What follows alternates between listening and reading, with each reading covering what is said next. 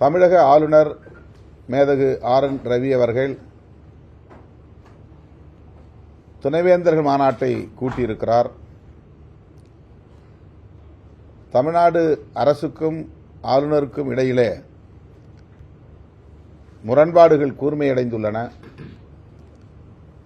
அவர் அங்கீகரிக்க மறுத்த 10 பல்கலைக்கழக மசோதாக்கள்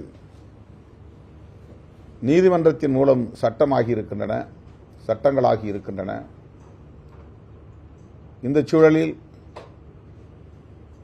துணைவேந்தர்கள் மாநாடு நடத்துவது தமிழ்நாடு அரசுக்கு மேலும் நெருக்கடி தருவதாக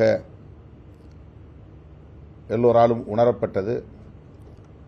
அதைவிட முக்கியமாக துணைவேந்தர் பொறுப்பிலே இருப்பவர்களுக்கு இது ஒரு தேவையற்ற அழுத்தம் என்கிற ஒரு சூழல் ஏற்பட்டது.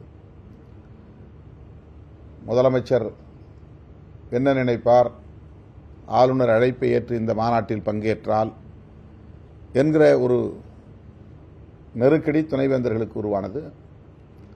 அந்த நெருக்கடியை திட்டமிட்டே உருவாக்கியவர் நம்முடைய ஆளுநர். தொடர்ந்து அவர்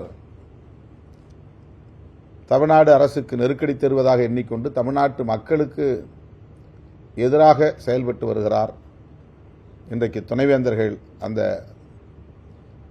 மாநாட்டை, குறிப்பாக அரசு பல்கலைக்கழகங்களை சார்ந்த துணைவேந்தர்கள் அந்த மாநாட்டை புறக்கணித்திருக்கிறார்கள்.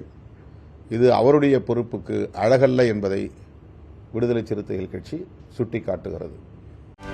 செய்திகளை உடனுக்குடனும் துல்லியமாகவும் தெரிந்து கொள்ள சப்ஸ்கிரைப் பண்ணுங்க.